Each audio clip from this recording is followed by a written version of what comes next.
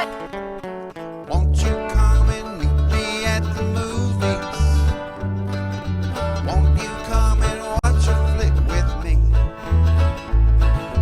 Famous scenes with drama queens and heroes acting out there on a silver screen. Come grab a seat, the popcorn is on me. Camera speed. Sound production, take one.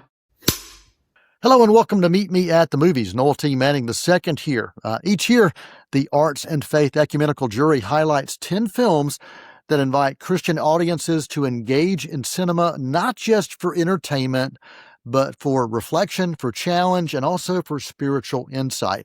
Now in its second decade, this list has really become one of the most thoughtful snapshots of where film, faith, and culture intersect.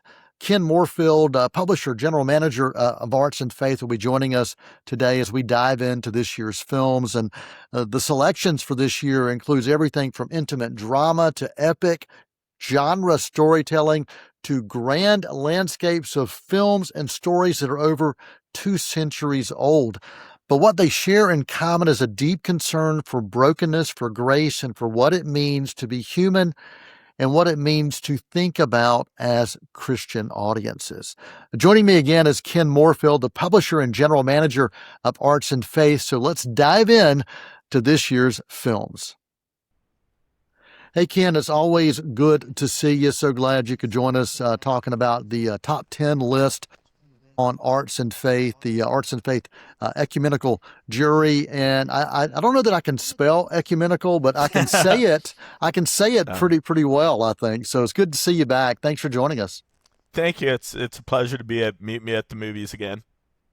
Well, this list is always fun every year to be a part of it, and I appreciate you allowing me to serve on the jury and to weigh in. It's wonderful to see some of the same faces, but also some new ones that pop up. So I know that you do want to thank the jury, and we can do that right up front before we go to the top 10 list if you want to, just to let them know how much you appreciate it, because I know you do. Yes, I appreciate. This is now, I think, the 11th year of the Ecumenical Jury, and so we've had some turnover and we've had some stalwarts, and that's always really good. And shout out to your viewers. If it sounds like a project you might want to be involved in, the best ways to go to Substack and look for Ken Morefield Substack, and usually we have Arts and Faith announcements about when the next project is coming in and how to join. Well, Ken, I thought we would dive in just from the top here and let people know who were the top 10 films, and then we could go into a little bit more dialogue after that. But do you want to kind of run down that top 10 list, starting at, you can decide if you want to start at number 10 or number 1. I'll let you make that call. I've got them. Well, so Wake Up Dead Man from the Knives Out story was number 1. And then we had Train Dreams, Sinners, It Was Just an Accident, and The Phoenician Scheme, rounding out the top 5. And then 6 through 10 was Frankenstein, A Little Prayer, The Life of Chuck, Sentimental Value, and Superman, holding down the number 10 spot. I should mention that at the Arts and Faith page that announces the results, each juror also has an honorable mention. So there's another 15 blurbs for films that one juror wanted to be on there but didn't make it for the whole. I really appreciate you offering that honorable mention as well, because it does give the jurors a chance to kind of weigh in on some films that may have not even made the top 20, but there were films that spoke to them in one way or another. And I love being able to read why those films, those honorable mentions spoke to that particular juror. So I appreciate you doing that. And from a personal standpoint, I really like being able to be a part of that. Well, Ken, let's dive in and talk a little bit about this top 10. When you look at the films, you've got Wake Up Dead Man to Superman, to Frankenstein, and then you have Sentimental Value. There's just a wide variety of types of films and how they speak to audiences. But I wanted to ask you, what do you think that this list this year says about where we are right now in culture, and as we are spiritual seekers as well? What do you think it says to us as humanity right now? Well, I don't know about as humanity. I think as jurors or as Christians interested in film, one of the things that struck me in putting up the honorable mentions was, you mentioned the diversity of films, the sheer number of films.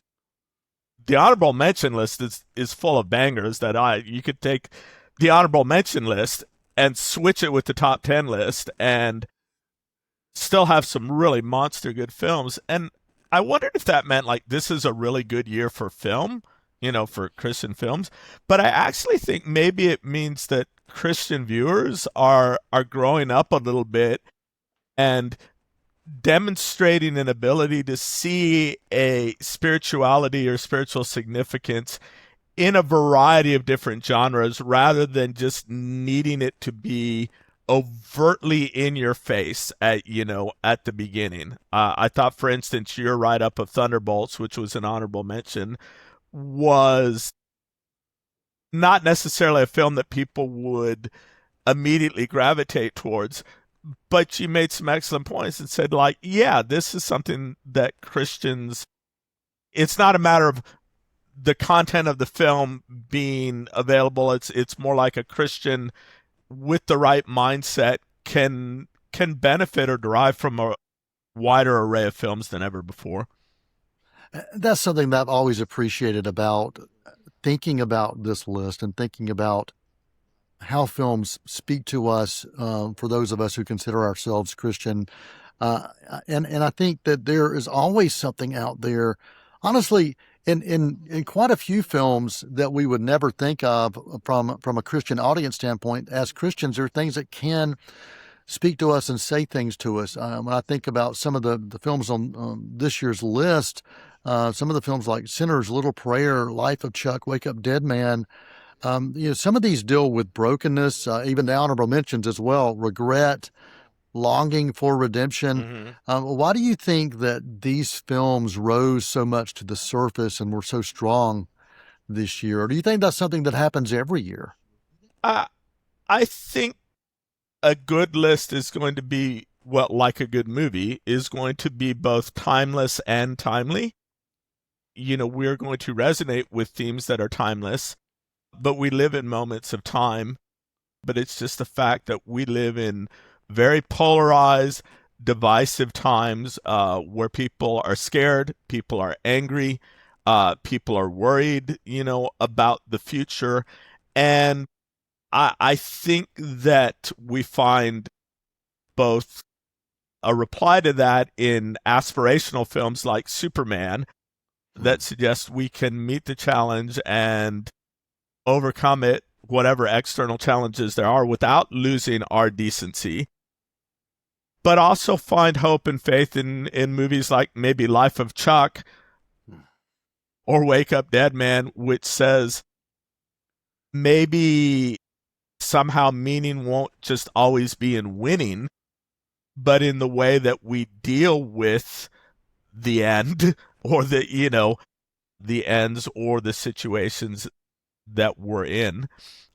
So I think maybe that the amount of trauma or brokenness is just a reflection of the zeitgeist of the last 10 years. But I think it would be foolish to not suggest that the kinds of divisions and conflicts politically, socially, that are interlaced with religion are not nastier than they've been at really any point in my lifetime. Yeah, it's. I mean, this list and film itself is a reflection of society, reflection of culture, reflection of the times. This year, if you were going to think about maybe one film for you, this is kind of a personal thought, one film for you that you think represents the spiritual DNA of this year's list, what do you think that would be and why, personally? Well, I mentioned on our Discord discussion group, not to rip open the ballot box and show everyone's ballot publicly, but Knives Out, Wake Up Dead Men, scored higher point-wise. We have a proportional voting system in which everyone ranks in this case, the top 17, and the top 10 made the final cut. But, from 1 to 17. So 17 times 15 jurors was a possible 255 points. And Knives Out was over 200, meaning it was first, second, or third on just about everyone's ballot. And that's pretty rare that there is, there's usually a consensus, but, that's about as close to unanimity as we've ever gotten. One of the things that really resonated to me was the eschewal of the stereotypes. You think it's going to be about the bad priest, or the good priest, or taking sides. But I thought Rian Johnson was exceptional in that he was able to show people who are like even Monsignor Wicks, or, that I didn't like and I didn't approve of what they were doing. And yet I empathized with them in a way. I understood that they were being driven not just by being evil, but by their own fears, by their own concerns that had misshapen them. And that, I really saw that in Knives Out, a struggle not just to defeat an external enemy, but to defeat the despair and hopelessness that we're bombarded with when we feel as though we cannot defeat an external enemy. Yeah, Wake Up Dead Man was one that when I saw it the first time, and I've seen it multiple times now, I was just blown away by how much it awakened or triggered thoughts and really got me thinking about some things in ways that probably I had not in quite a while. And I thought it was beautifully written. It was, of course, just a beautiful film to look at visually as well. And it probably spoke to and can speak to those who are Christians or who have had faith journeys and have struggled in some of those faith journeys along the way. Whether you're a kind of a Christian or not, if you're just a seeker, I think it's one of those that can get you to think a little bit. And the director, Mr. Johnson, actually saw that this was posted as the top film, and I think reposted that and got the word out to some of his followers about this. Yeah, I think on Blue Sky. Yeah, so congratulations on getting that love. I mean, anytime a director recognizes a list that you're a part of, and in a good way, that's a good thing. Yes, it's super satisfying for the people that you cover to know that we appreciate them and the art and the work that they're doing, and that they appreciate us and the recognition that we try to draw to their film. I wanted to say about Wake Up Dead Man too, that I think it's important to be said that Benoit Blanc, the main character, is an atheist. And although tolerance has become an almost like a politically laden, I think it's a beautiful film that exemplifies that tolerance can mean something more than just I put up with you in your stupidity and wrongness. It can mean that I acknowledge the goodness of what you're trying to do, even if I don't agree with you on every point of it.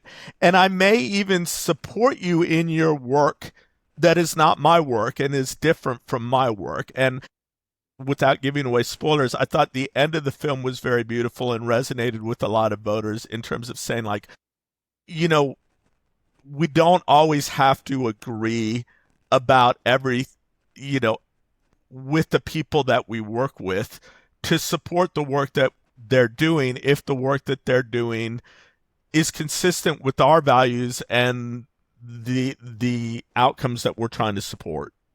Oh, love that. I love that. We were joined right here on Meet Me at the Movies with Ken Morefield talking about the Arts and Faith top 10 films of 2025. We're going to take a quick intermission. We're going to come back with more. You can find that list. Where's that list? The best place to find that? The website? What's the website? artsandfaith.com, and we will have that link for you on the screen as well. Stick around. More right after this. Won't you come and meet me at the movies? Won't you come and watch a flick? Hi, I'm Nikki Bliss Carroll, your host for Cleveland Connections. the show that explores what's happening at Cleveland Community College. Join us as we sit down with members of faculty and staff to discuss programs of study, upcoming events, and other exciting campus news. We'll have a new show for you each month on C19 TV, or you can stream us online at C19.tv. Tune in and connect with Cleveland Community College on Cleveland Connection.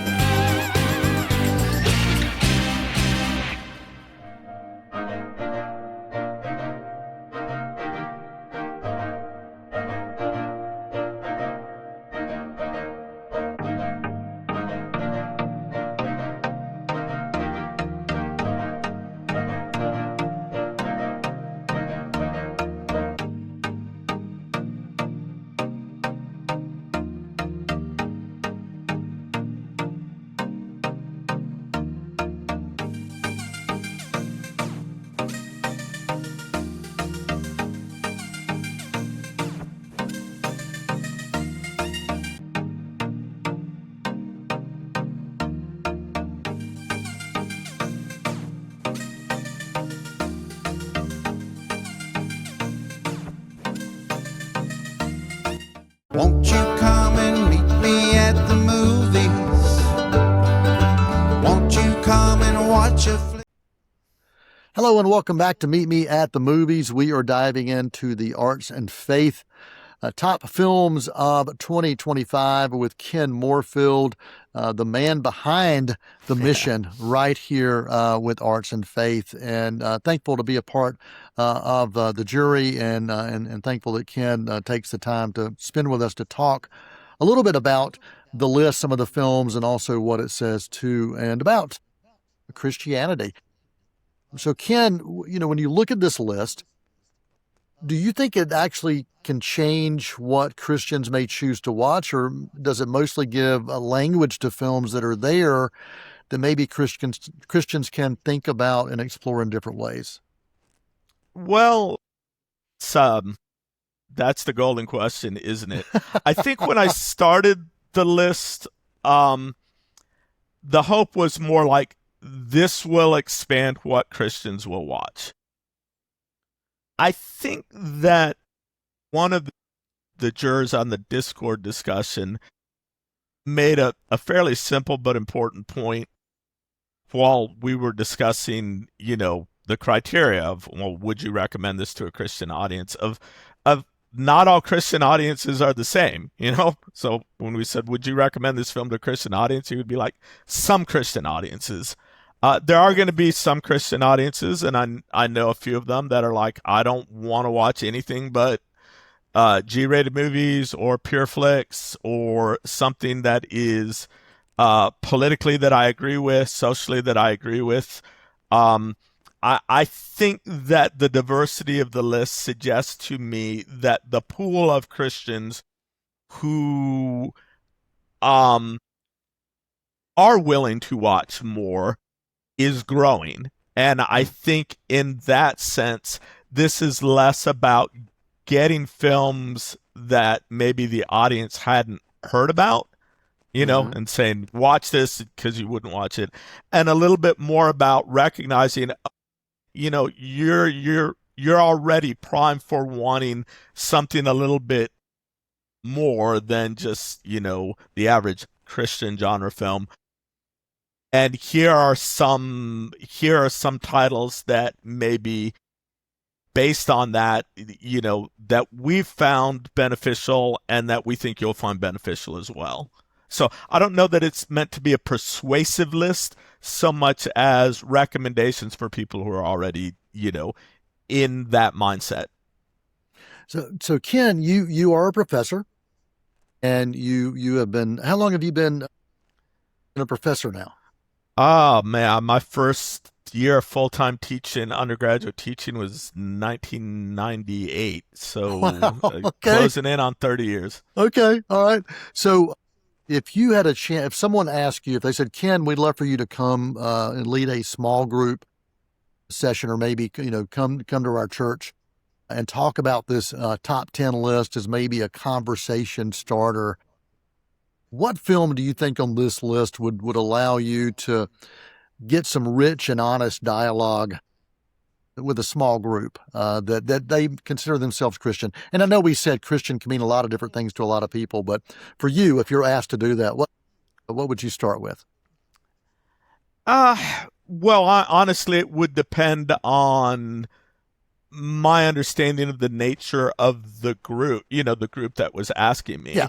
I Audience think awareness. If it were a little bit more like Bible college, conservative, then I might go to a film like Superman that is going to present an argument to say, you can go beyond just entertainment vehicle. Even if it is primarily an entertainment vehicle, there are themes in here that you can think about productively, and it's not going to be too far removed from anyone's previous reading experience or viewing experience that's going to shock their sensibilities, in ways that are like, distracting them from the meatier parts of it. I mean, right. This sounds so condescending when it comes out of my mouth, but I think about that Pauline idea of meat versus, softer food or whatever. And I think something like It Was Just an Accident, Jafar Panahi's, examination of justice or retribution, and an Islamic person struggling with trying to overcome vengeance and trying to reconcile what he feels with what his religion tells you is true, would be something that I might recommend for people that are like, yeah, I don't need a pop culture examination of why, Christians it's okay to watch the new pop culture superhero film. But I might go to It Was Just an Accident. Also because I think maybe in the last 10, 15, 20 years, Iranian film has sort of stood out as a contrast of this is what we could become if we become a, theocratic state. Beware the marriage of politics or nationalism and a national religion. And now I think if some people would argue we're already there or close to being, making arguments about being a theocratic state or being a Christian nationalist state and, what that means or trying to become that, that the Iranian films become all the more important to us as giving us maybe one last window of saying, what are some of the dangers of imposing our religious beliefs, not just socially, but politically? This year's list, you mentioned that film. It's an international film, foreign language film. Foreign language films, not English speaking films, do find a way to make it onto these lists every year, and also films that have a rich story that goes back decades, if not centuries. And I think about, you mentioned Superman, but also Frankenstein, one of those that's, yes. Over, 2 centuries old is the story itself, but it keeps finding ways to be retold. And this year, I thought Guillermo del Toro found a way to capture it on film in a sense that I don't know that I'd ever actually seen and appreciated before. Now, I love the Frankenstein story. It was the first film I ever saw on the big screen. My mom took me to an old monster matinee cinema, and I saw that Frankenstein with Boris Karloff. And so I've always been drawn to that, but to see it in this way and so beautifully from different perspectives, I was just really touched by this story that I felt was theologically rich, and also very rich from a standpoint of asking questions that, even if you're not connected to faith, questions about what is my purpose, and questions about loneliness and needing someone to love me, fathers and sons. So many different aspects of that film spoke to me, and I love seeing that we see fresh, original content that we've never seen before on the list, but also some that have been retold time and time again, but yet they still seem to find ways to be important to us, especially on the arts and faith list. The word that you use that jumps out to me for Frankenstein is touching, which, much as I said earlier about Monsignor Wicks in the Knives Out story, Victor in Frankenstein is not a particularly sympathetic character. And yet, because of Oscar Isaac's talent, because of some small tweaks in terms of the backstory, you're able to not necessarily approve of what he did, but feel for him, feel his pain, feel his, brokenness, understand some of his decisions. And I think that film's ability to engender empathy rather than always and only just judgment is one of its superpowers, is something that, when I think about recommending for Christian audiences, is something that we're in great need of. The capability to look at a fallen or broken world that we disagree with and not just say, this is an evil that must be defeated, but as something that is broken and that maybe, is still deserving of the compassion that God showed to us. So I loved about Frankenstein that it was more empathetic towards Victor than just straight out, let's make him a mad scientist so we can all say, thank God I'm not like that man, a sinner. Ken Morefield joining us right here on Meet Me at the Movies, talking about the Arts and Faith list, top 10 list and beyond. As we spent some time talking about the honorable mentions, you can find that list, artsandfaith.com. Is that correct? Artsandfaith.com? Artsandfaith.com. Yep. The landing page will have list of all of the past, current and past top 100, top 25 and ecumenical juries. And if you're listening to this and not watching, you spell out arts and faith. Make sure you know that. Yes. Ken, so we have just about another minute or so. I wanted to give you the final word. Any other comments or thoughts you want to make sure you share about this year's list or about one of the things I enjoyed? Yeah. One of the things that I enjoyed about this list and in the list in the last few years, when we originally started, it was a little bit more a concentration of people who were full-time or professional critics, who wrote for Christianity Today or some other sites. I think we have a really good and interesting mix of full-time critics and just enthusiastic lay people. And that's a way of encouraging other people. Again, if you're listening and you like this conversation and want to participate, you don't have to be, a professional critic to be able to participate in the conversation. One of the things I love about Arts and Faith is the respectful and interesting perspectives and interchange between people who are not professional critics and are able to see things that maybe I miss because I'm looking at it through, a different lens. Ken Morefield, thank you again for joining us. I really appreciate how this year's Arts and Faith top 10 list doesn't just offer easy answers. It offers meaningful stories.